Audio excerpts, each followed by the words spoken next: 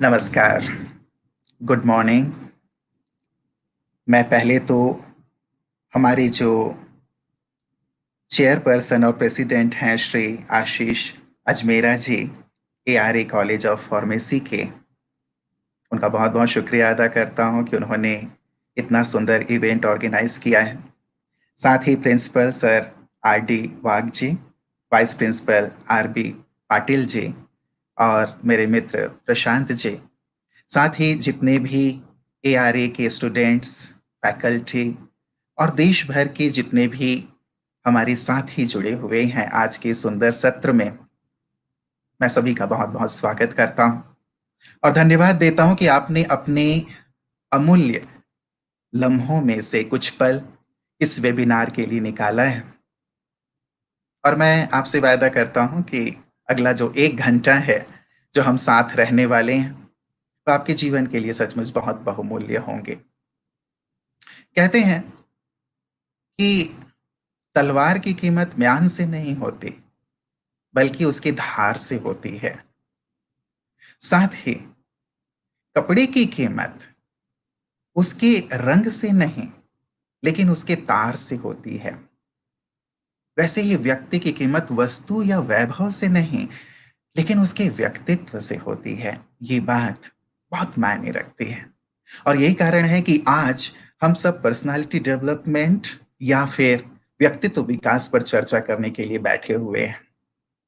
बहुत ही महत्वपूर्ण सा विषय है मित्रों, क्योंकि हम में से हर एक ये चाहता है कि मेरा व्यक्तित्व बहुत शानदार हो, जानदार हो, सबसे अलग हो, हटके हो। मैं कुछ ऐसा करूं जो सबका अटेंशन मेरे ऊपर आए और मैं सदियों तक याद किया जाता रहूं। ऐसा व्यक्तित्व मैं रहूं तब भी छाया रहूं, और जब मैं ना रहूं तब भी मैं छाया ही रहूं लोगों के बीच।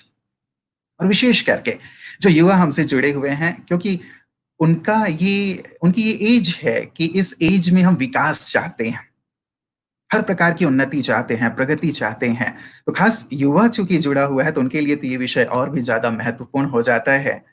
युवा जो उमंग से, ऊर्जा से, शक्ति से, जोश से भरा हुआ है, सचमुच उनके लिए ये बहुत महत्व रखता है कि हर दिशा में वो चाहें तो अपने आप को एक्सप्लोर कर सकते हैं, आगे बढ़ा सकते हैं, और करना भी चाहिए, क्योंकि यही वो समय है जबकि हमारे पास अनंत ऊर्जा समाई हुई है हमारे जीवन में। तो किसी कवि ने बहुत सुंदर सी बात कही है कि जो मरकर भी ना मरे उसे भूत कहते हैं, जो तोड़ने से भी ना टूटे उसे मजबूत कहते हैं, और साथ ही जो ले जाता है इस जीवन से उठाकर उसे यमदूत कहते हैं।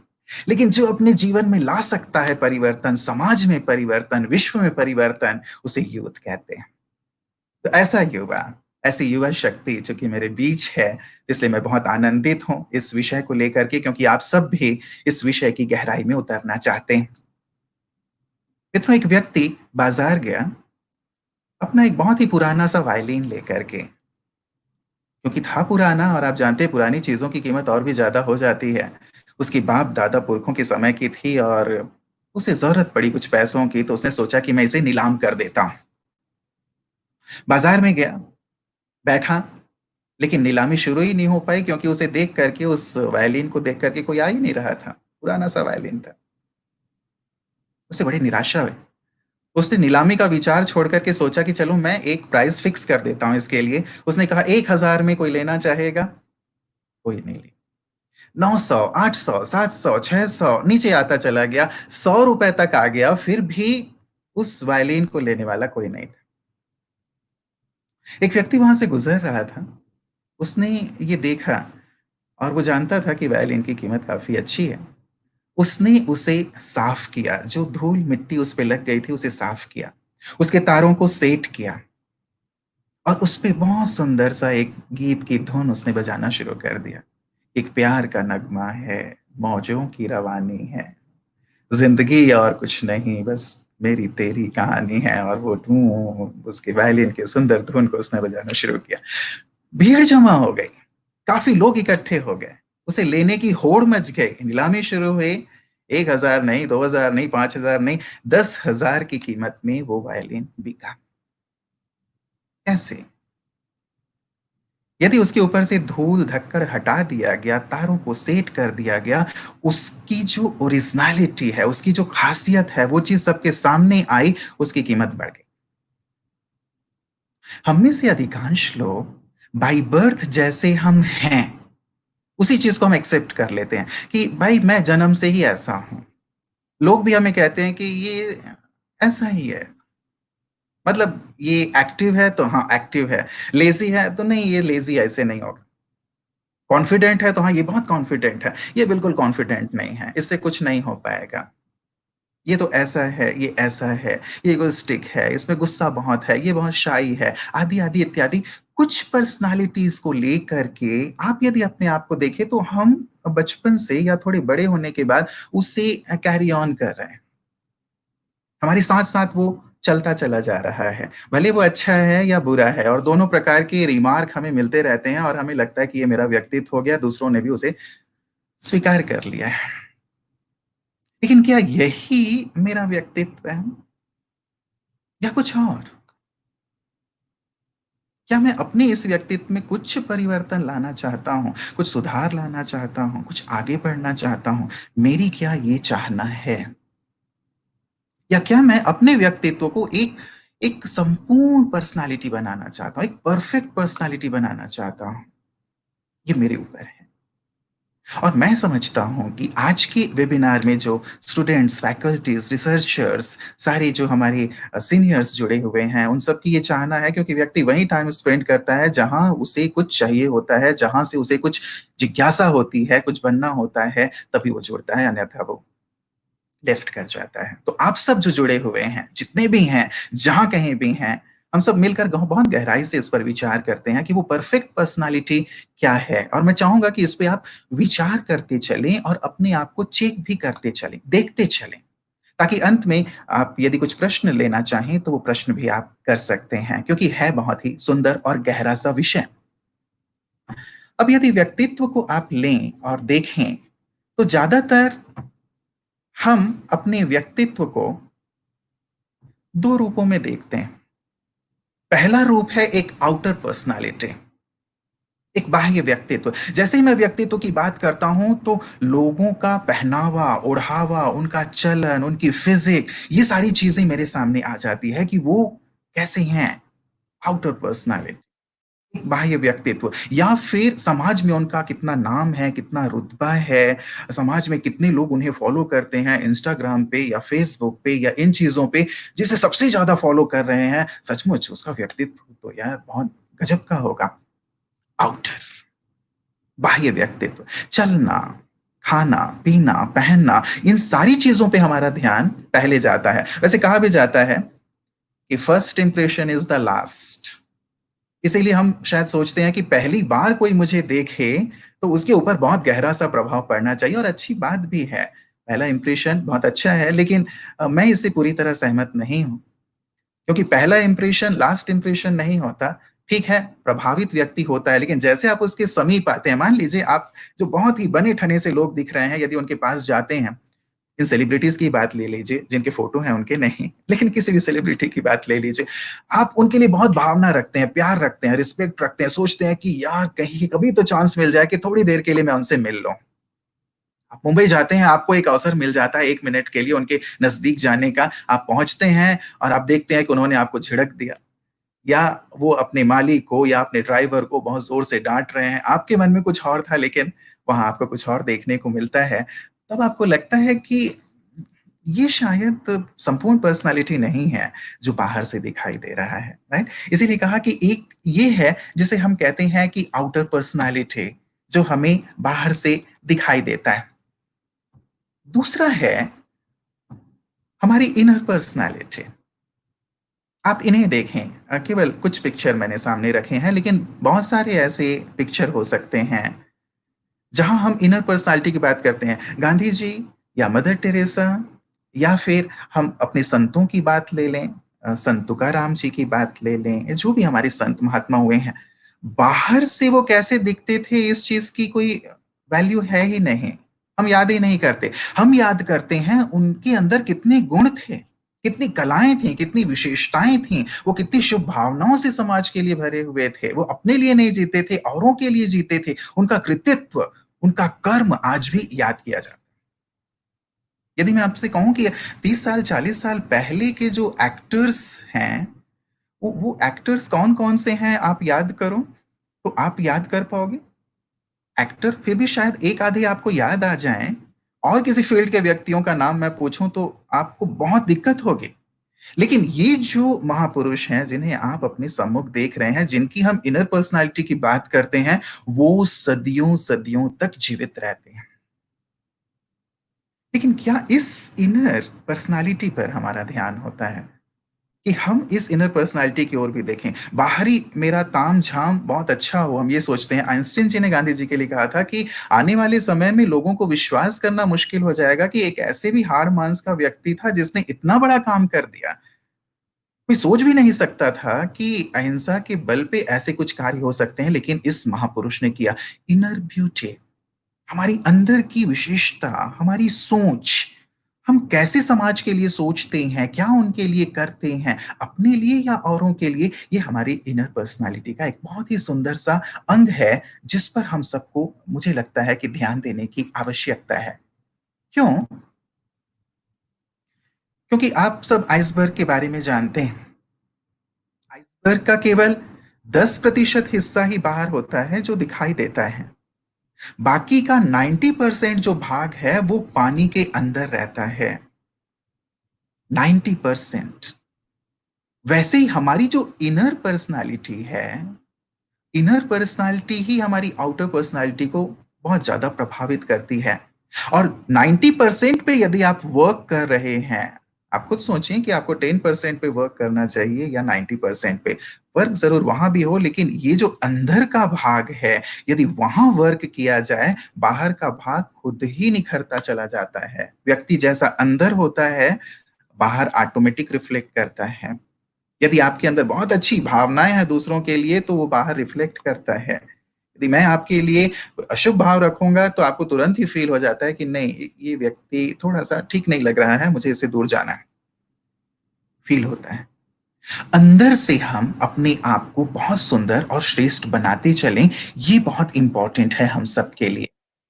इसीलिए जब कभी हम परफेक्ट पर्सनालिटी की बात करते हैं, तो परफेक्ट पर्सनालिटी में न केवल आउटर, लेकिन इनर पर्सनालिटी को हम शामिल करें, जिस पर आज हम थोड़ा प्रकाश डालने वाले हैं, चर्चा करने वाले हैं। क्योंकि इनकी चर्चा थोड़ी कम होती है, इसीलिए आज जितना वक्त है हमारे पास, हम थोड़ा-थोड़ा इन सब पर विचार ज़रूर करेंगे और कोशिश करेंगे ये चेक करने की कि कहाँ तक हम इनके साथ मिलते हैं और कहाँ तक हमें अपने आप को डेवलप करना है।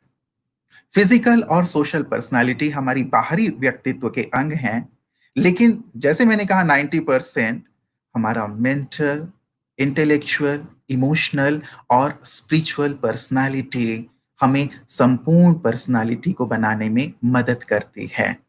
इन पर हम सबको ध्यान देने की आवश्यकता है, बाहरी व्यक्तित्व के साथ-साथ।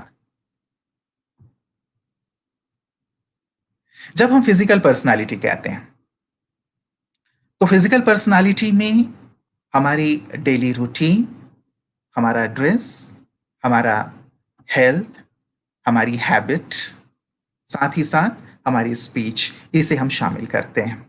डेली रूटीन पे मैं आऊंगा, लेकिन ड्रेस कैसा हो, हमारा परिधान समय के अनुसार, साथ ही साथ ऐसा जो हमारी सभ्यता को लिए हुए हो, हमारी मर्यादाओं को दर्शाता हुआ हो। ऐसा ड्रेस ना हो कि लोगों का ध्यान बार-बार मेरे बोलने से ज्यादा मेरे कपड़ों पे जा रहा हो। समय के अनुकूल हमें अपने वस्त्रों का चयन करना चाहिए। कई बार लोग इसमें ज़्यादा स्वतंत्रता ले लेते हैं, लेकिन ये भी व्यक्तित्व को बहुत ज़्यादा प्रभावित करता है कि आपका परिधान कैसा है, आप कैसे हैं, ये वस्त्रों से भी पहचान मिल जाती है। साथ ही हैबिट्स, आप किस प्रकार की आदतों को साथ लेकर के चल रहे हैं, इसके आधार पे हमारा या तो नेगेटिव इंप्रेशन या फिर एक पॉजिटिव इंप्रेशन बनता है। मैं यदि कामों को पोस्टपोन करता हूँ, मेरी आदत है, तो लोग कहेंगे कि अरे यार, ये जो है ना काम को पोस्टपोन करता रहता है, इसको मत दो, ये थोड़ा सा आलसी किस्म का है, ये काम को ठीक ढंग से नहीं करता है, आदि आदि इत्यादि, या फिर ये टाइम पे कहीं भी पहुंचता नहीं है। मेरा कैसा एक इंप्रेशन बन रहा है? क्या इससे मैं अपनी पर्सनैलिटी का अंग बनाना चाहूँगा? विचार करना है हमें। ठीक है, हम ये सोचते हैं कि ठीक है ना, ये मेरी आदत है, चली आ रही है, लेकिन आज हम बैठे हुए हैं अपने आप को परफेक्ट पर्सनैलिटी की ओर ले चलने के लिए। जैसे हैं, यदि आपको ठीक लग रहा है, हो सकता है आपको ठीक लगता हो, लेकिन हमें इस दृष्टिकोण से भी देखना है या सोचना है कि ये मेरे परिवार के लिए, मेरे साथियों के लिए या समाज के लिए भी हितकर है या नहीं है। उस आदत से लोगों को फ़ायदा हो रहा है या नुकसान हो रहा है? या फिर वो मेरे लिए नेगेटिव सोच रहे हैं या पॉज़िटिव, मेरी हैबिट को देख कर के मैं समझ सकता हूँ। और कोई भी नहीं चाहेगा कि उसको आलसी कहा जाए, कामचोर कहा जाए या फिर कामों को टालने वाला कहा जाए। मैं अपनी आदतों को ऐसा बनाऊँ कि कहा जाए जब भी कोई कार्य आए तो पहला नाम सबके ज़ेहन पे मेरा आना चाहिए कि हाँ, इस कार्य में तो बस यही हो सकता है, राइट? ये है हमारी पर्सनैलिटी का एक सुंदर अंग जिसे हमें अपने जीवन में लाना है। साथ ही साथ यदि आप देखें तो हम स्पीच की भी बात करते हैं। हमारी स्पीच कैसी है? बोल कैसा है? बोल के द्वारा व्यक्ति बहुत ज़्यादा कनेक्टेड रहता है। कोयल और कौवा दोनों ही काले हैं, लेकिन हम सुनना किसे चाहते हैं? कोयल को सुनना चाहते हैं, कौवा को नहीं सुनना चाहते हैं। यदि मैं दूसरों के लिए हमेशा ही कर्कश रहता हूँ, दूसरों की निंदा करता रहता हूँ, ग्लानि करता रहता हूँ, दुनिया भर की नकारात्मक और व्यर्थ बातें ही मैं करता रहता हूँ, तो आप देखेंगे कि लोग फिर कटने लगते हैं, अलग होने लगते हैं और एक व्यक्तित्व ऐसा बन जाता है कि ये व्यक्ति तो ना हमेशा ही इस प्रकार की ही बातें करता है। मेरी वाणी ऐसी हो जो दूसरे सुनना चाहें, कोयल की तरह मिठास लिए हुए, लोगों को अप्रिशिएट करने वाला, प्रोत्साहित करने वाला, उमंग उत्साह दिलाने वाला, बल भरने वाला, शक्ति देने वाला, हर एक व्यक्ति ऐसे बोल की कामना करता है। और यदि आप किसी को ये कह देते हैं कि नहीं, नहीं ये तुमसे नहीं होगा, तुम नहीं कर सकते हो, तुम्हारे अंदर वो क्षमता नहीं है, अपने बोल के द्वारा डिमोटिवेट करते हैं, तो दोबारा वो व्यक्ति आपके पास आएगा भी नहीं। आप लोकप्रिय बनना चाहते हैं, अपनी फिजिकल पर्सनैलिटी को बहुत बेहतर बनाना चाहते हैं, अपने बोल पर भी हमें ध्यान देना है कि हम कैसे बोलते हैं। मैं क्या सुनना चाहता हूँ दूसरों से? मैं अपनी बुराई तो नहीं सुनना चाहता ना, मैं अपनी अच्छाई सुनना चाहता हूँ। अपनी कमियों को मैं सोचता हूँ कि नहीं इसका वर्ण हाँ, हैं, लेकिन इसके बारे में कोई बात ना करे, मेरी अच्छाइयों के बारे में बात करे। यदि मैं कहीं आगे बढ़ रहा हूँ, तो मुझे प्रोत्साहित करने वाले लोग मेरे पास हों, हम ऐसा चाहते हैं। तो जब हम ये चाहते हैं, तो दूसरे भी यही चाहेंगे, लाज़मी है। तो हम ये अपने व्यक्तित्व में शामिल करें। साथ ही बात हेल्थ की है।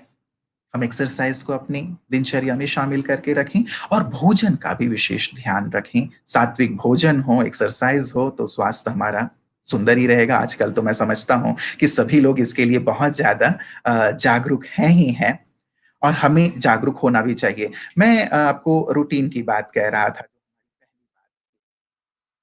रूटीन क्या हो हमारी?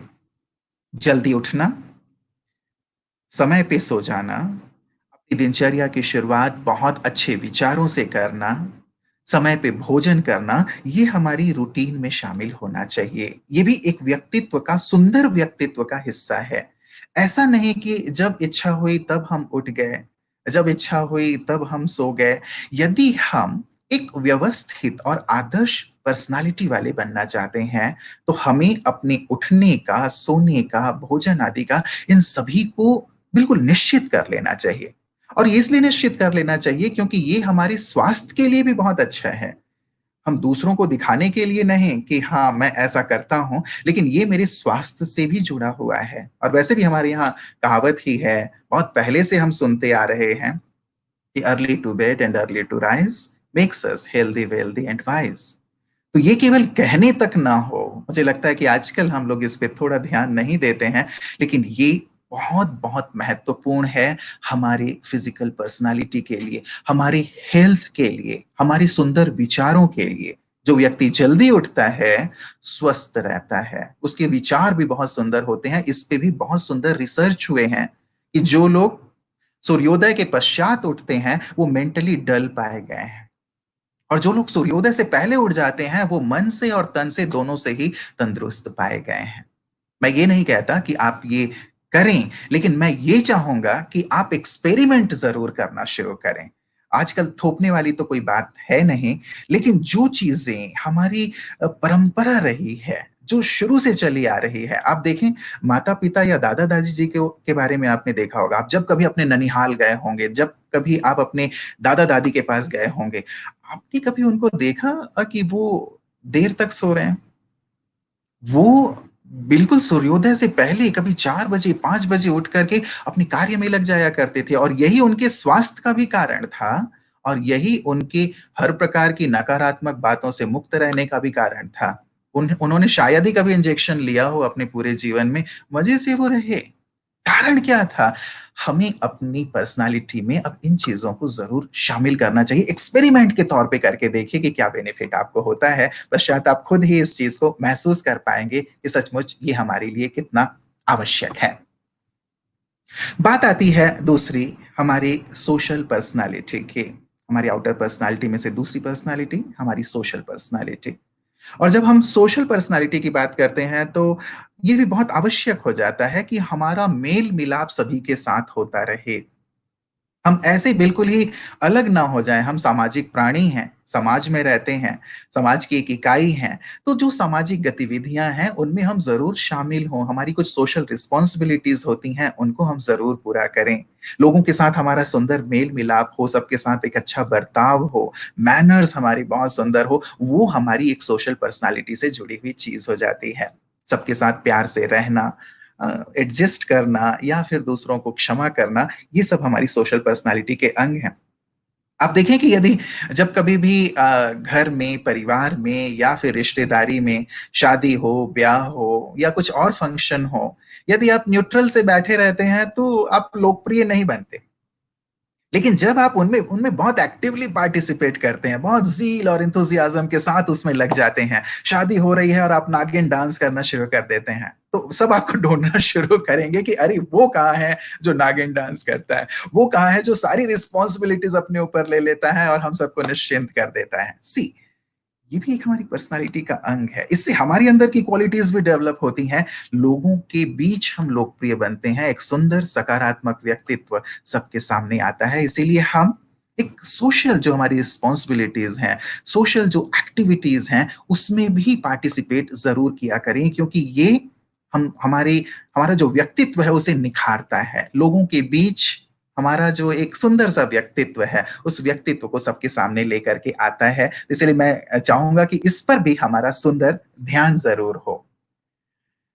लेकिन जब हम पर्सनैलिटी कहते हैं तो वास्तव में ये बहुत डीप है कि पर्सनैलिटी का मतलब है कि एक पर्सन जो सचमुच है, ये बहुत डीप है और इसे ढूँढने में, समझने में व्यक्ति को सचमुच काफ़ी वक़्त लग जाता है। लेकिन यहाँ तक पहुँचना, ये हमारा सुंदर लक्ष्य होना चाहिए कि सचमुच मैं कौन हूँ? और इसीलिए हम अंदर की ओर चल रहे हैं कि हम जानें और समझें कि हम क्या हैं।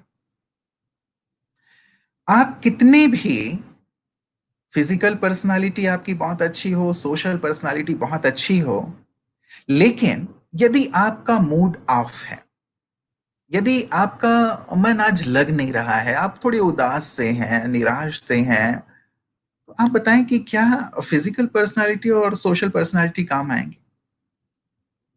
मन मेरा निराश है, कुछ करने का मन नहीं कर रहा है, तो वो जो बाहर मैं करता हूँ, वो नहीं करूँगा या अनमने मन से करूँगा और लोग भी ये कहेंगे कि अरे! आज क्या हो गया इसको? इसीलिए एक बहुत महत्वपूर्ण अंग है, जो बात मैं आइसबर्ग के माध्यम से आप लोगों के पास पहुँचाना चाहता था कि 90% जो चीज़ है, वो हमारे अंदर है, जहाँ से हमारी बाहरी चीज़ें प्रभावित होती हैं, उनमें से पहला है हमारा मेंटल पर्सनैलिटी। आप देखें कि विचारों से ही हर चीज़ की शुरुआत होती है, इसीलिए किसी ने बहुत अच्छी बात कही है, ध्यान दीजिए अपने विचारों पर, क्योंकि आपके विचार ही आपके शब्द बनते हैं। ध्यान दीजिए अपने शब्द पर, क्योंकि आपके शब्द ही आपके कर्म बनते हैं। ध्यान दीजिए अपने कर्म पर क्योंकि कर्म ही आपकी आदत, आदत ही आपका चरित्र, चरित्र ही आपकी डेस्टिनी बन जाता है। पूरा सीक्वेंस है। तो कहाँ मेरे विचार, विचार, शब्द, कर्म इन सब के माध्यम से होते-होते डेस्टिनी तक पहुँच गया। हम सब चाहते हैं मेरा भविष्य बहुत उज्जवल हो, मेरा भाग्य बहुत श्रेष्ठ हो, सब चीज़ें हों मेरे भाग्य में, हर चीज़ अच्छे से अच्छा हो। लेकिन क्या हम बीज पर ध्यान देते हैं? बीज अर्थात हमारे विचार। हमारी विचार ही हमारे शब्दों का रूप लेंगे, कर्मों का रूप लेगा और उसके पश्चात हमारा व्यक्तित्व वहीं से बन कर के आता है। क्या इस पर हमारा ध्यान रहता है कि हम किस प्रकार का विचार कर रहे हैं सारे दिन में? विचार कई प्रकार के होते हैं। यदि आप मोटे-मोटे तौर पर देखें, तो विचार जो हमारे मन में चलते हैं, बैठ करके थोड़ा-सा देखिएगा कि हम क्या सोच रहे हैं। क्योंकि हम इस पर नहीं सोचते कि हम क्या सोच रहे हैं। लेकिन अब आवश्यकता है think before you think that what you are thinking, what you are going to think. हम सोचने से पहले सोचे तो सही कि हम क्या सोचने जा रहे हैं। इस पर क्या कभी हमने विचार किया है? क्योंकि आप बीज डाल रहे हैं और हम कहते हैं कि मैंने तो जी आम का बीज डाला था, ये जो है ये कांटे वाला वृक्ष कैसे उग गया? नहीं, आपने आम का नहीं डाला था, आपने वो कांटे वाला बबूल का ही बीज डाला था, इसीलिए वो कांटा निकल गया है। आज जो भी हम हैं, जिस स्थान पर हम हैं, जैसा हमारा व्यक्तित्व है, जिन लोगों के बीच हम हैं, कहीं न कहीं उसके जो बीज हैं, वो हमारे संकल्प हैं। इसीलिए हम विचार करें कि कैसे विचार हम करते हैं। एक आवश्यक विचार है जो हमें करना ही होता है कि हाँ, मुझे अपने घर का कार्य करना है, बाज़ार से ये सामान लाना है, ये करना है, वो करना है, ऑफ़िस जाना है, दफ़्तर जाना है, स्कूल जाना है, यहाँ तक अपने सिलेबस को पूरा करना है, आवश्यक विचार है। लेकिन इससे कहीं ज़्यादा हमारे वेस्ट विचार चलते हैं।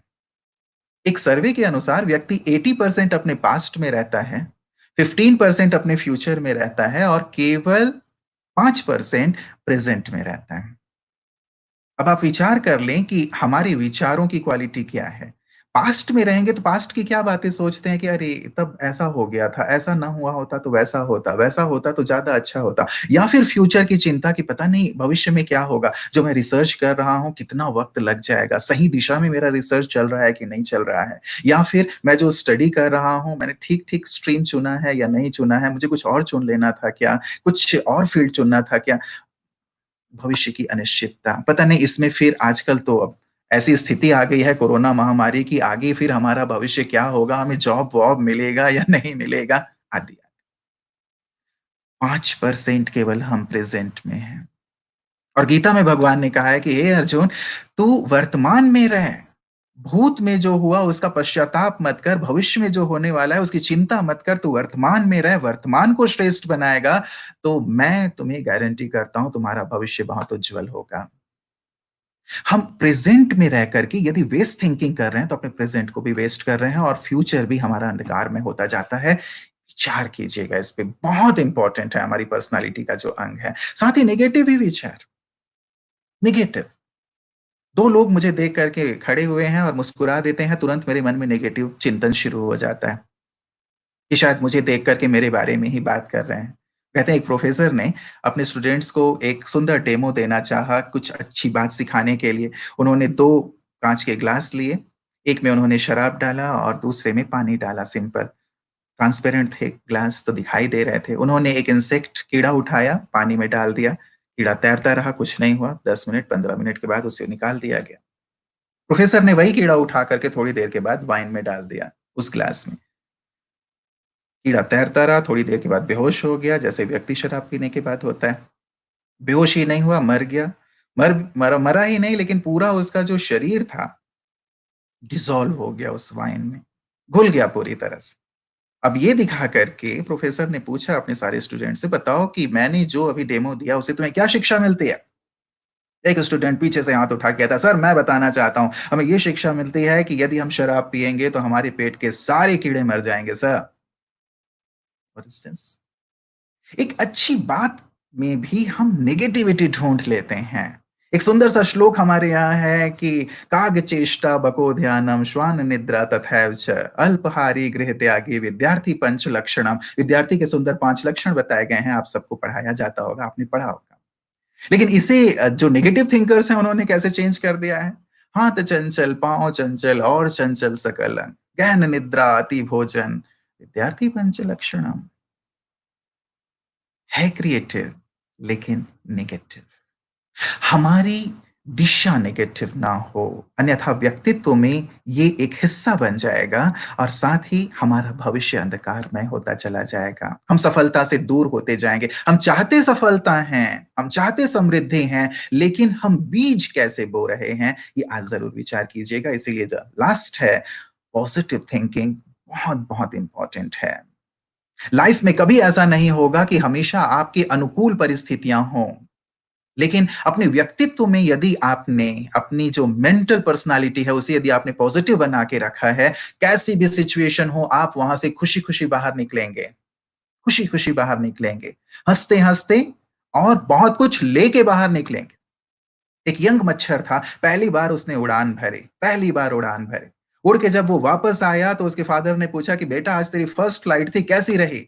उसने कहा पिताजी मजा आ गया। आज मैं जहाँ भी गया लोगों ने ताली बजाकर मेरा स्वागत किया। जहाँ भी जाता था लोग तड़-तड़ उसे मारने की कोशिश करते थे, दौड़ाते थे उसे।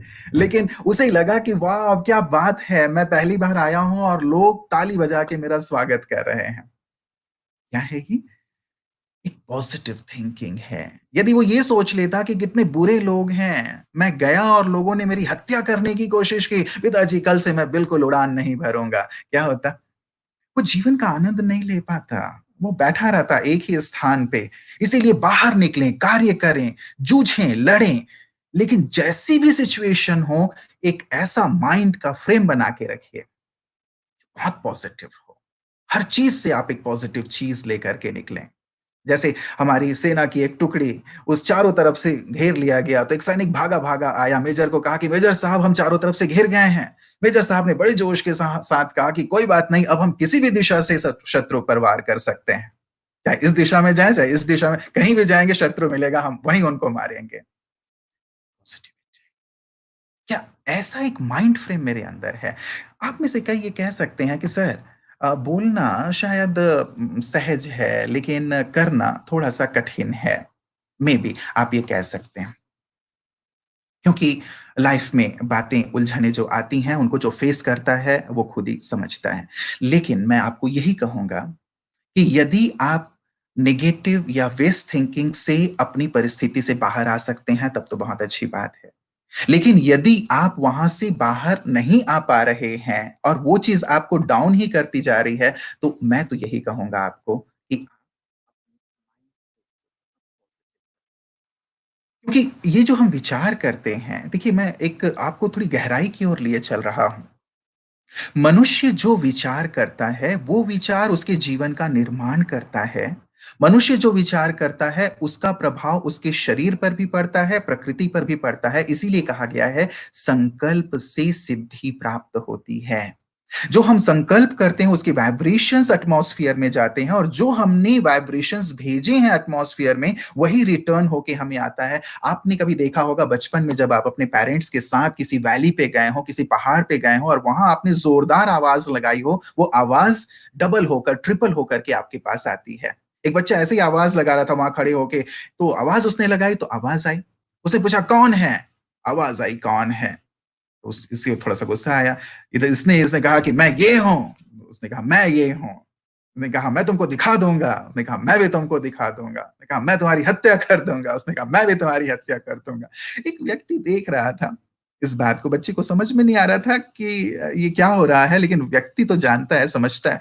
उसने कहा बेटा ऐसा करो तुम ये कहो कि मैं तुमसे प्यार करता हूँ। उसने कहा आवाज़ आई मैं तुमसे प्यार करता हूँ, तुम बहुत अच्छे हो, आवाज़ आई तुम बहुत अच्छे हो। प्रैक्टिकल एग्जाम्पल है हम सबके लिए। हम जो सोच रहे हैं वो हम जैसे एक एटमॉस्फेयर में भेज रहे हैं वहीं से वो 10 गुना होकर के हमारे पास आता है। वो किसी फिल्म का डायलॉग भी है ना कि जिस चीज को तुम बहुत शिद्दत से चाहते हो तो पूरी कायनात साजिश करने लगती है उस चीज को आप तक पहुंचाने के लिए। शिद्दत से चाहना अर्थात एक सुंदर विचार करना अपने लिए, अपने फ्यूचर के लिए। एक सुंदर सा जो एक्सपेरिमेंट किया गया है वो आप सामने देख रहे हैं स्लाइड पे। डॉक्टर इमोटो का नाम आपने सुना होगा। उन्होंने हमारे इन्हीं विचारों को लेकर के एक्सपेरिमेंट किया। उन्होंने जस्ट पानी का ग्लास लिया, एक पे उन्होंने हेट लिख दिया, एक पे उन्होंने लव लिख दिया और जो पिक्चर आया सामने 1 दिन के बाद वो पिक्चर आप अपनी स्क्रीन पर देख सकते हैं।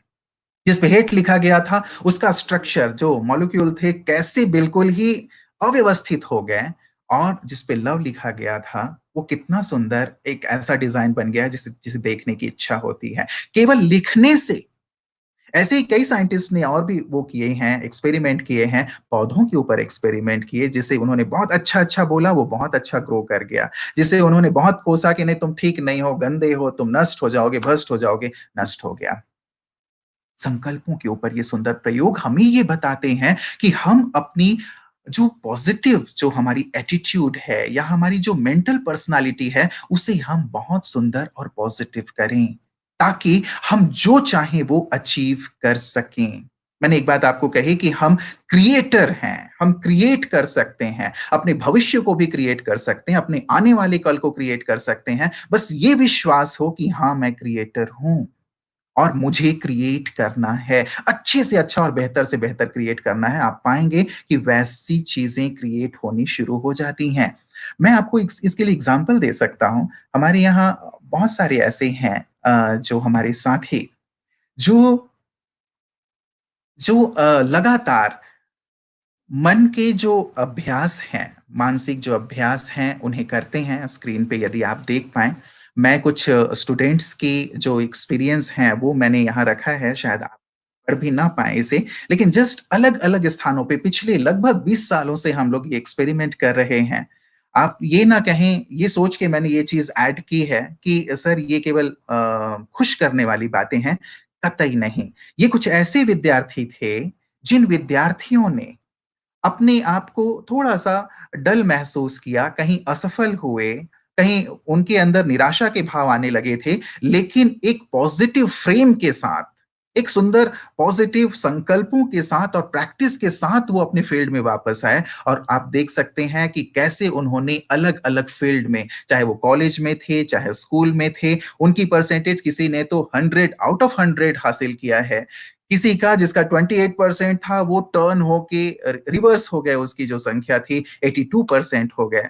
कोई ऐसे थे जिन्हें कहीं पे भी सफलता नहीं मिल रही थी, उन्हें सफलता अर्जित हुई। स्टडीज़, इसीलिए मैंने ये नाम सहित आपके पास रखा है, ताकि आपको ये सुंदर सा विश्वास हो कि सचमुच ये चीज़ हमारी लाइफ के लिए बहुत सुंदर है। दूसरी आप चीज़ देख रहे हैं, जॉब के लिए भी कइयों के अंदर ये रहता है कि जॉब हमारी हमें मिल पाएगी, नहीं मिल पाएगी। मन में यदि एक नेगेटिविटी रहती है तो आपका कॉन्फिडेंस बहुत लूज़ होता है। लेकिन यदि आप एक सुंदर विचार के साथ ये क्रिएट करते हैं, मैं अंत में आऊँगा कि कैसे आप मेडिटेशन के माध्यम से वो क्रिएट कर सकते हैं। आप यदि एक सुंदर संकल्प के साथ, विचार के साथ ध्यान करते हैं, मेडिटेशन करते हैं और पूरी आस्था और विश्वास रखते हैं, तो कोई भी चीज़ ऐसी नहीं है। जब हमने कायनात की बात कही और दिल से चाहने की बात कही, तो ये तो छोटी-मोटी सी चीज़ें हैं जब हम जॉब की बात करते हैं। इनमें से कई ऐसे थे जिनको लंबे समय से जॉब नहीं था, और जब उन्होंने सुंदर एक अभ्यास किया, उनके पास 4-5 जॉब के ऑफर थे। जस्ट 21 डेज में ही, 1 मास के अंदर ही उन्हें मन इच्छित स्थानों पे सफलता प्राप्त हुई। कारण? क्योंकि उन्होंने अपने व्यक्तित्व में इस चीज़ को शामिल किया कि हम बहुत पॉजिटिव हों। एडिक्शन की बात भी आप देख सकते हैं। कइयों के अंदर कई प्रकार की एडिक्शन होती है, कोई अल्कोहल लेते हैं, किसी में पोर्न साइट्स देखने की आदत होती है, कोई स्मोकिंग करते हैं, कोई बहुत ज़्यादा मूवीज़ देखते हैं और अपनी इन आदतों से परेशान हो गए। लेकिन यदि आप कुछ सुंदर एक माइंड फ्रेम के साथ चलते हैं कि नहीं, मैं कर सकता हूं, मैं क्रिएटर हूं, मेरे अंदर योग्यता है, क्षमता है, शक्ति है, मैं अपनी लाइफ को जैसा चाहूं वैसा शेप दे सकता हूं। यदि इस एक सुंदर मानसिक दृढ़ता के साथ आप आगे बढ़ते हैं, तो ये सारी चीजें भी छूटती चली जाती हैं, जिसके लिए कई बार आप सोचते हैं कि नहीं, अब ये मेरी आदत पड़ गई है, अब ये शायद नहीं होगा। वैसे ही आप बिजनेस या फाइनेंस में भी इस सुंदर अभ्यास को कर सकते हैं। अलग-अलग फील्ड हो सकते हैं। मैंने कुछ फील्ड के एग्जाम्पल लोगों के एक्सपीरियंस के साथ आपके साथ शेयर किया, और उसका कारण ये था कि आप इस चीज़ को समझ सकें कि ये हमारी मेंटल पर्सनैलिटी के लिए कितना ज़रूरी है। तो कैसा हो? हम यदि मेंटल पर्सनैलिटी कहते हैं तो कैसा हो? 4 पीस एक बेस हो सकता है इसका। आपके पॉजिटिव थॉट्स, आपके पीसफुल थॉट्स, आपके पावरफुल और पर्पसफुल थॉट्स हों। यदि ऐसे हैं हमारे विचार, तो सचमुच जैसे हम मेंटली अपने आप को संपूर्णता की ओर ले जा पाते हैं। ये हमारे मानसिक स्वास्थ्य से जुड़ी हुई चीज़ है और हमारी पर्सनैलिटी को संपूर्ण पर्सनैलिटी बनाती है, क्योंकि मन में जो क्षमताएँ हैं ना, उसे आप समझने की कोशिश कीजिएगा। ये बहुत गहन है। यद्यपि ये विषय नहीं है, फिर भी मैं एक चीज़ छेड़ के इस विषय को फिर हम आगे बढ़ते हैं। अ, हमारी मन में अनंत ऊर्जा और शक्तियाँ समाहित हैं, ये साइकोलॉजिस्ट भी मानते हैं। उसमें से केवल 5 से 7% ही हम यूज़ कर पाते हैं, शेष सुषुप्त अवस्था में हमारे अंदर समाई हुई है। जब हम अपने मन के ऊपर एकाग्र होते हैं, हमारी मन की जो शक्तियाँ हैं, जागृत होनी शुरू हो जाती हैं। बहुत सारे ऐसे लोग हैं, जिन्होंने अपनी मानसिक योग्यताओं को जागृत करके अपनी पर्सनैलिटी को एक नया आयाम दिया है, एक बहुत ही ऊँचाई दी है। हम भी चाहें तो अपने आप को उसी ऊँचाई तक ले जा सकते हैं। आवश्यकता बस है कि अपने आप को इन विचारों के साथ जोड़ करके रखना, ना कि व्यर्थ और नेगेटिविटी की ओर चलना। एक सुंदर सी आप चीज़ कर सकते हैं, प्रैक्टिस में ला सकते हैं, जैसे मन की शक्ति की ही बात है। आप अपने सामने जो भी चीज़ें मैंने स्लाइड्स में दिखाई थीं, उन सबको एक सुंदर अभ्यास दिया गया था कि जैसे ही आप सुबह उठते हैं या रात को सोते हैं, उस समय आपका जो कॉन्शियस माइंड है, जैसे कि बिल्कुल सुषुप्त रहता है और आपका सबकॉन्शियस जो माइंड है, अवेकन्ड रहता है, जागृत रहता है। उस समय आप अपने आप को वही सुंदर विचार दें जैसा आप बनना चाहते हैं। यदि आप 90+% मार्क्स लाना चाहते हैं, लिख करके रख दें और उठते ही वो देखें, सोते समय वो देखें, अपनी डायरी के फ्रंट पेज पे वो लिख के रख दें।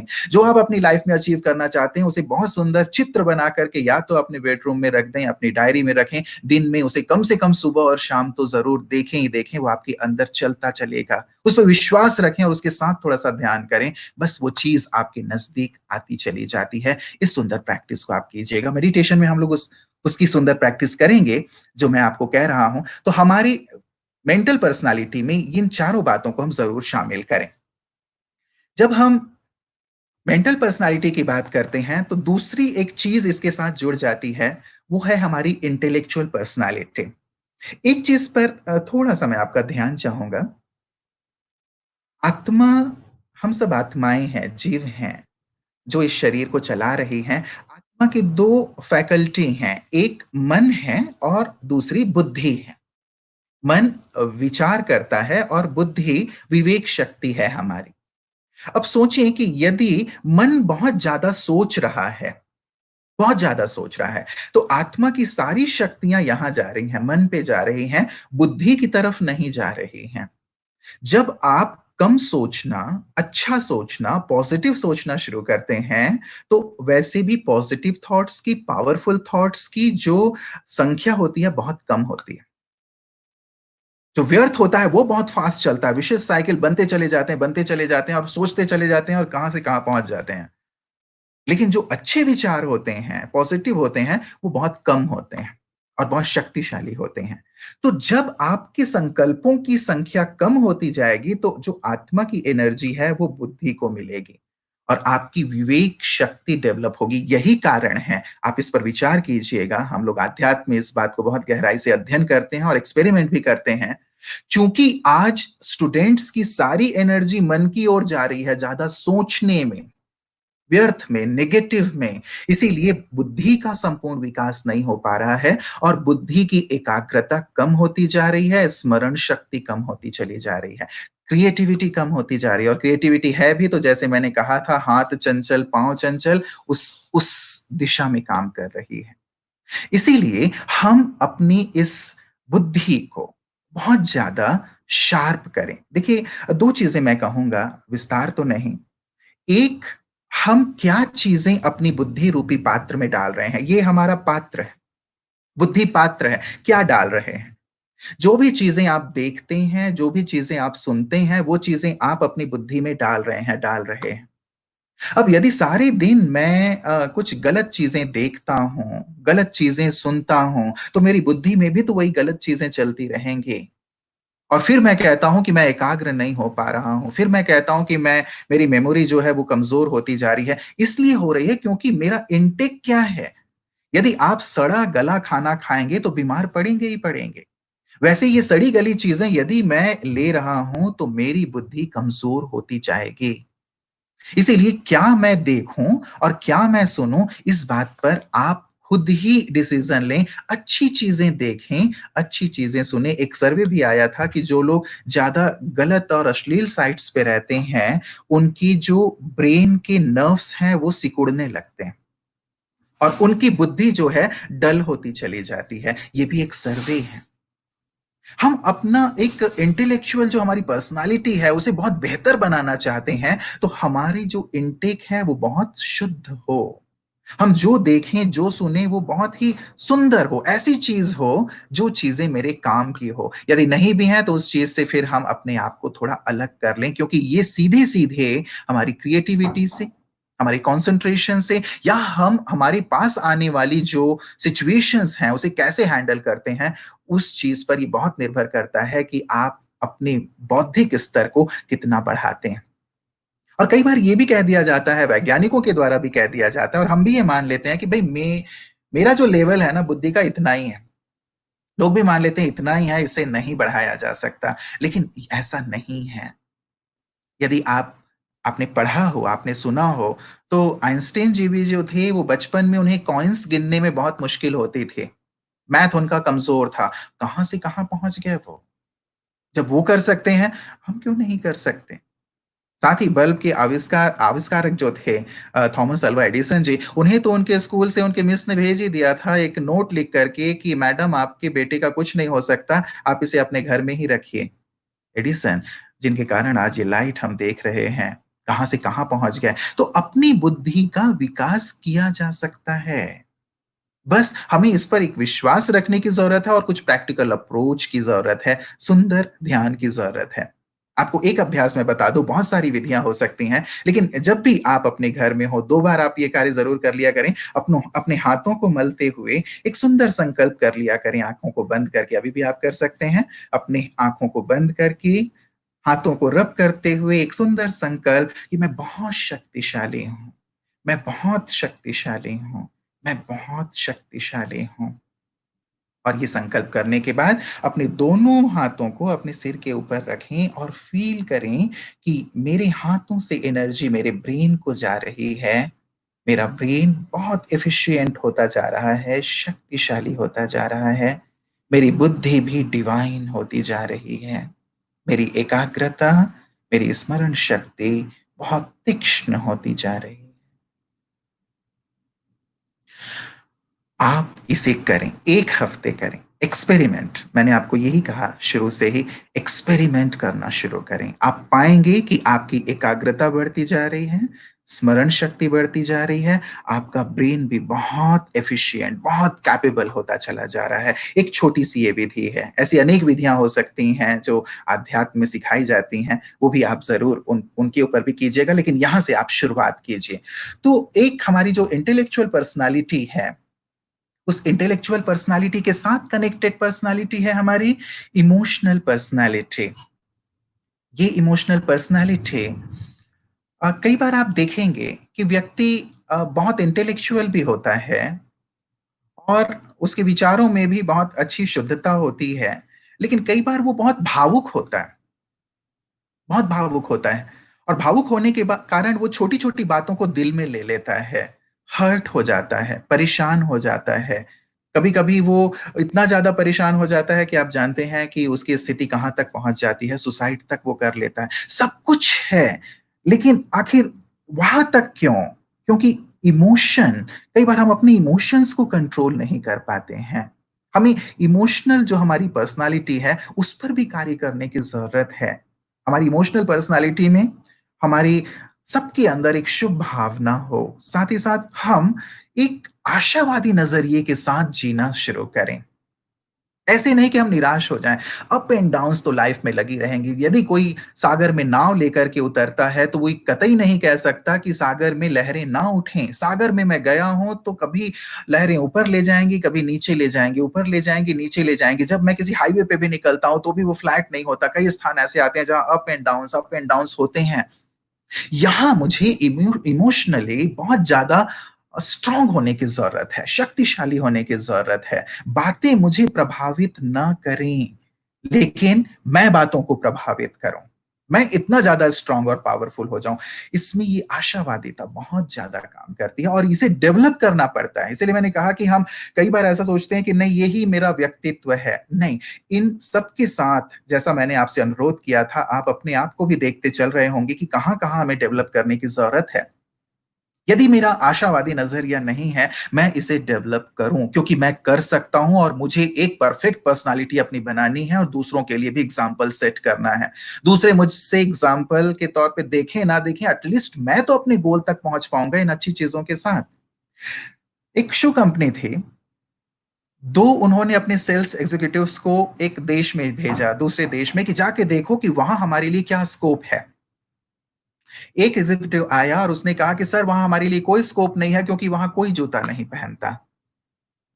दूसरा एग्जीक्यूटिव आया और उसने कहा कि सर वहां तो बहुत स्कोप है हमारे लिए क्योंकि वहां कोई जूता नहीं पहनता। सी एक आशावादी नजरिया, एक सही नजरिया, यदि ये आप अपने जीवन में लेकर के चलते हैं तो आप निश्चित रूप से सफल होते हैं। निश्चित रूप से यही चीजें लोगों को हमसे चाहिए होती है क्योंकि चारों तरफ निराशा का माहौल हो और जब आप वहां पहुंचे एक आशा का दीप जल जाए। क्या आप ऐसा नहीं चाहेंगे? लोग दुखी हो, परेशान हो, निराश हो, अशांत हो और एक जो इमोशनली जो बहुत ज्यादा पावरफुल है, जो इमोशनल पर्सनालिटी जिसके अंदर भरी हुई है, वो वहां जाता है, पूरे माहौल को परिवर्तित कर देता है। हमारे प्रधानमंत्री महोदय जैसे ही आते हैं टेलीविजन पे, जैसे ही मन की बातें शुरू करते हैं, सबके अंदर एक सुंदर आशा और उत्साह की लहर आ जाती है ना। भले ही देश में अभी ऐसी स्थितियां बन गई हैं, चाहे वो कोविड के कारण है, चाहे हमारे पड़ोसी देशों के कारण है, लेकिन फिर भी जब भी वो आते हैं, एक सकारात्मक बात लेकर के आते हैं। क्या है ये? एक इमोशनल पर्सनालिटी। हम भी ऐसे इमोशनली टफ बने, स्ट्रांग बने कि मेरी लाइफ में, मेरे परिवार में, मेरे आसपास कुछ भी हो, लेकिन मैं स्थिर रहूंगा। बरसात के दिन आ रहे हैं, बादल आ रहे हैं, ठहरेंगे नहीं, बरसेंगे चले जाएंगे, आएंगे जाएंगे, आएंगे जाएंगे, बातें भी आएंगी और चली जाएंगी, लेकिन मैं तो अचल और अडोल रहूं, स्थिर रहूं। यदि मैं अपनी इस पर्सनालिटी को बना के रखता हूं तो फिर बातें आती हैं, चली जाती हैं, लेकिन मैं एक एग्जाम्पल सबके लिए सेट करता हूं और मुझे ऐसा एक ऐसी पर्सनालिटी की ओर आते हैं जिसमें सभी चीजें शामिल हैं, जिसे हम कहते हैं स्पिरिचुअल पर्सनालिटी। चाहे हमारी खुशी है, चाहे हमारे द्वारा एक अच्छे स्वास्थ्य की बात है, हमारे रिलेशनशिप की बात है, चाहे समस्याओं के निदान की बात है, चाहे हमारे परफॉर्मेंस की बात है, ये सब चीजें हमारी स्पिरिचुअल पर्सनालिटी में शामिल होती हैं। यदि आप इस पे बहुत गहराई से गौर करें तो कई बार हम ऐसा सोचते हैं, स्पिरिचुअल पर्सनालिटी ये क्या चीज है, ये क्या बला है? स्पिरिचुअल व्यक्ति के लिए हमारे मन में एक एक भाव है, गेरुआ वस्त्र पहन करके जो निकल जाए घर बार छोड़ करके, समाज से दूर हो जाए या फिर ऊपर हिमालय पे जाकर के बैठ के तपस्या करे, वो है स्पिरिचुअलिटी। लेकिन ऐसा कतई नहीं है। स्पिरिचुअलिटी वर्ड में ही स्पिरिट है, अर्थात आत्मा। स्पिरिचुअलिटी हमारी मूल से जुड़ा हुआ है।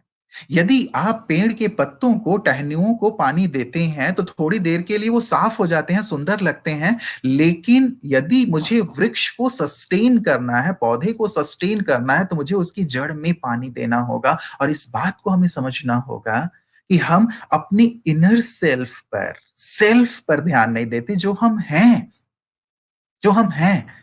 हम बाहर से चीजों को सोचते हैं कि ये चीजें कर ली जाएं तो पर्सनालिटी बहुत अच्छी होगी, ये चीज कर ली जाए तो ये हो जाएगा। लेकिन यदि आप स्वयं पर ध्यान नहीं देते, वो कहते हैं ना कि यदि आप खुद से नहीं मिलते तो आप संसार के सबसे अच्छे व्यक्ति से मिलने का अवसर खो देते हो। इसलिए स्पिरिचुअलिटी अर्थात खुद से मिलना, खुद को इंप्रूव करना।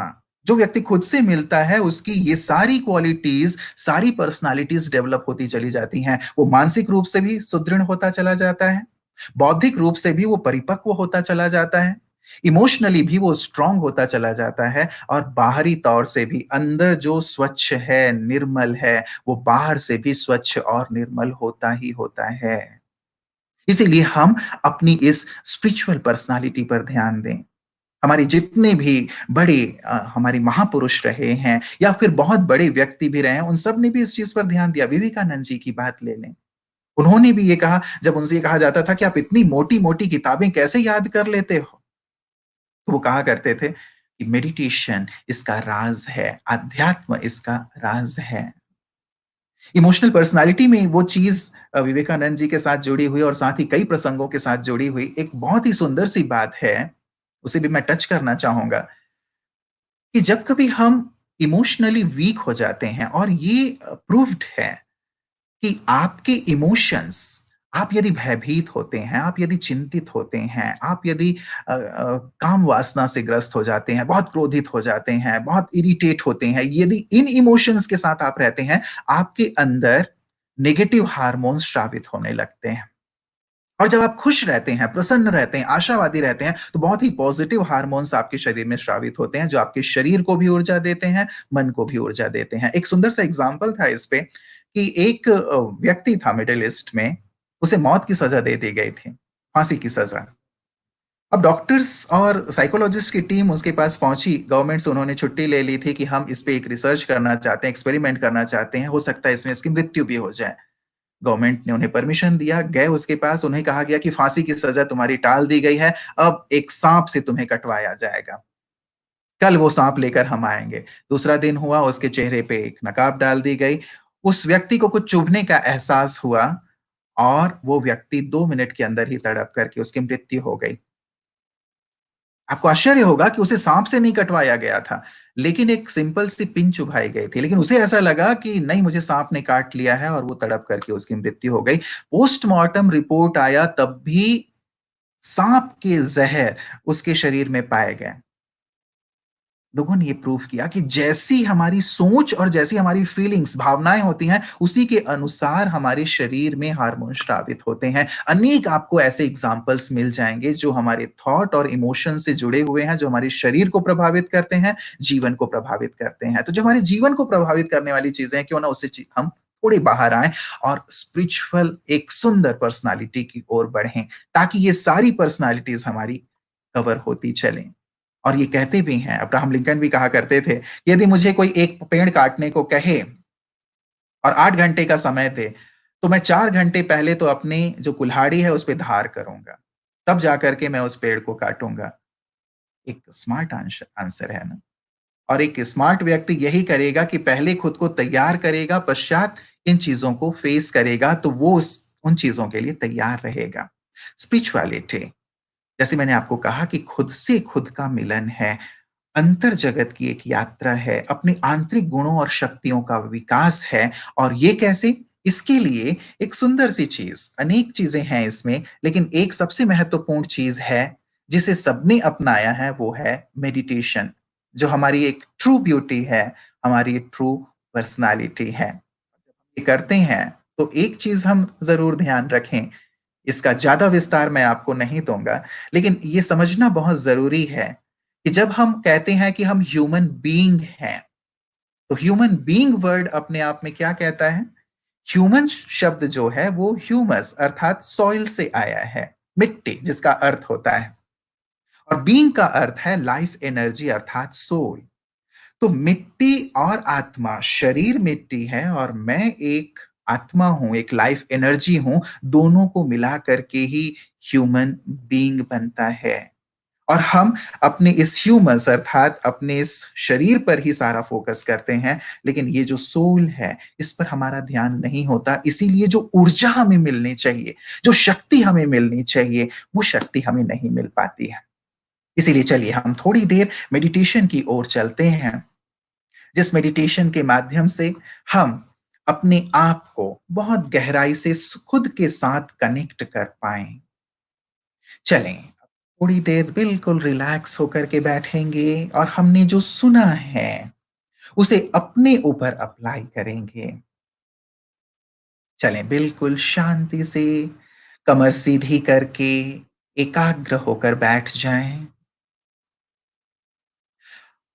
और चलें एक सुंदर बगीचे में देखिए, मन और बुद्धि से आप यात्रा करेंगे, मन से विचार करेंगे और बुद्धि रूपी नेत्र से आप देखेंगे। मैं आपको एक यात्रा पर लिए चलता हूँ।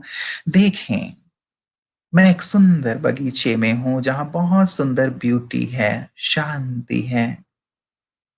वहाँ मैं एक झूले पे बैठकर झूल रहा हूँ। वातावरण की शांति मेरे मन को भी शांत कर रही है। अब वहाँ बैठे हुए अपनी पूरी जीवन यात्रा को देखें। कहाँ मैं जन्म लिया मैंने, कैसे मेरा बचपन रहा, खेलते कूदते हुए, स्कूल जाते हुए मैं बड़ा होता चला और मैं अब एक युवा हूँ। अब तक मैंने अपने व्यक्तित्व में बाहरी चीज़ों पर बहुत ध्यान दिया कि मेरा लुक कैसा हो, मेरी हेयर स्टाइल कैसी हो, मेरा पहनावा कैसा हो। सोशल पर्सनैलिटी पर भी मैंने ध्यान दिया कि सबके साथ मेरा कैसा व्यवहार हो। लेकिन आज मुझे एहसास हो रहा है कि इन सब के अलावा भी कुछ है, जिस पर मुझे ध्यान देने की आवश्यकता है और वो है मेरी इनर पर्सनैलिटी। मैं खुद को देख रहा हूँ और महसूस कर रहा हूँ कि मेरे संकल्प अब बिल्कुल शांत होते जा रहे हैं क्योंकि मैं स्वयं पे स्थित हूँ। जैसे मैं स्वस्वरूप में अपने आत्म स्वरूप में आ गया हूँ। अब तक तो मैं अपने आप को शरीर ही समझता था, लेकिन वास्तविकता ये है कि मैं एक लाइफ एनर्जी हूँ, एक चैतन्य शक्ति हूँ, ऊर्जा हूँ, जो पॉजिटिविटी से भरी हुई है, शांति और आनंद से भरी हुई है, जो बहुत पवित्र है। यही मेरी वास्तविकता है। यही मेरी ट्रू आइडेंटिटी है। जब मैं अपने स्वरूप में स्थित होकर अपने संकल्पों को देखता हूँ, तो संकल्प भी जैसे शांत होते जा रहे हैं, नेगेटिव से पॉजिटिव होते जा रहे हैं, पावरफुल होते जा रहे हैं। मेरी बुद्धि भी बिल्कुल स्वच्छ और निर्मल होती जा रही है। मेरी बुद्धि बहुत सुंदर है, दिव्य है। मैं अपनी बुद्धि को बहुत प्यार करता हूँ। मैं जो भी पढ़ता हूँ मेरी बुद्धि सब ग्रहण कर लेती है। मेरा मन और मेरी बुद्धि बहुत आज्ञाकारी हैं, एकाग्र हैं, मेरे अच्छे साथी हैं। मेरे व्यक्तित्व विकास में दोनों मेरे बहुत अच्छे मददगार हैं। इमोशनली भी मैं बहुत पावरफुल होता जा रहा हूँ जब मैं अपने सेल्फ में हूँ, अपने आत्म स्वरूप में हूँ।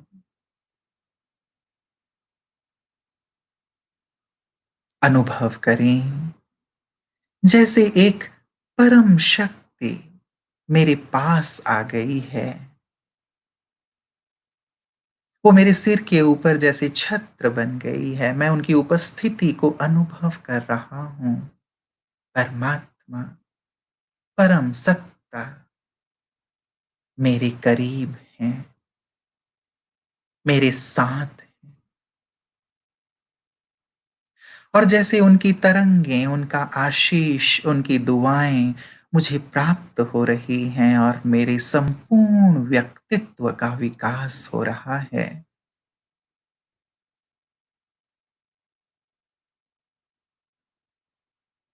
मैं मेंटली,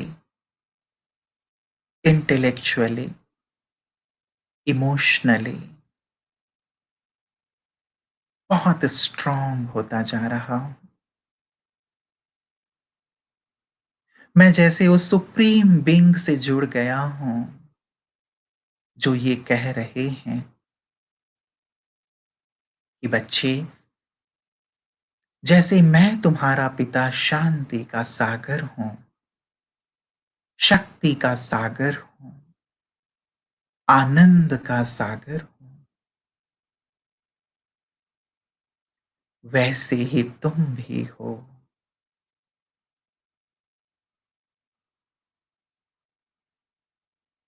तुम भी हो।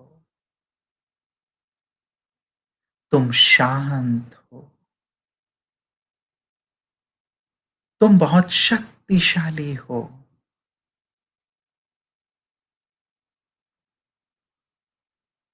तुम्हारे अंदर अनंत प्रेम है सबके लिए। तुम जो चाहो अपने जीवन में कर सकते हो, पा सकते हो। मैं हमेशा तुम्हारे साथ हूँ। फ़ील करें इस डिवाइन प्रेज़ेंस को, परमात्मा के, परम शक्ति के, और खुद को भी जैसे शरीर से पृथक एक सुंदर चैतन्य ऊर्जा के रूप में अनुभव करते हुए, मैं ये पा रहा हूं कि सभी व्यक्तित्व जैसे संपूर्ण रूप से निखरते जा रहे हैं और मैं परफेक्ट पर्सनालिटी का धनी बन गया हूं।